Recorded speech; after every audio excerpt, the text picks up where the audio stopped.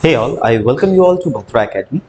So in this session, we'll be discussing about a very important topic, which is the subtopic I would say of rural settlement, right? And the topic is nucleated settlement. See, if we see, as I said you that it is the subtopic of a rural settlement. So what was rural settlement? Rural settlement basically is a settlement which occurs specifically in villages, right? But in villages, the kind of settlements are absolutely vary from village to village. For example, the village which got set up in the year 2025 and the village which got set up in 1990, right, before 35 years, right? So there will be a huge differences in the type of the way the things are carried out in both two villages, right? So when I talk about nucleated settlement is one among the state settlement which occurs first in any kind of rural region, right? For example, if you can see the settlement patterns, right?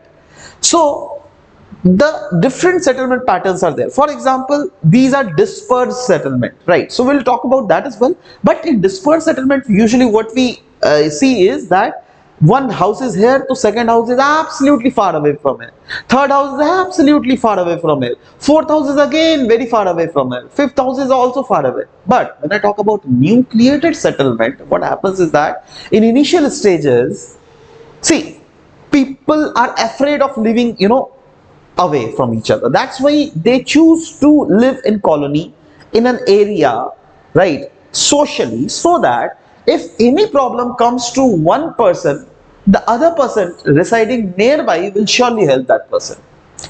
These kind of things are called nucleated settlement. Matlab settlement in which there are clusters are formed around a central point. If I talk about this as a central point, the cluster of various different houses are formed around the central point, and that central point may be a market, it may be a water source, or a religious center for that matter, right? For example, if I talk about Kamakhya, so we know that Kamakhya has been settled, but like in and around the temple is in hill, right, Nilachal hill.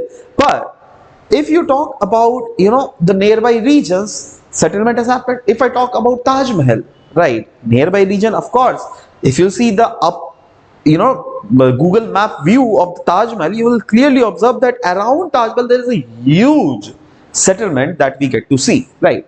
So yeah, those are the nucleated settlement. In nucleated settlement, usually in that very part of region, there is a huge population density. Not only this, there is common in fertile areas and limited land and region requiring community cooperations.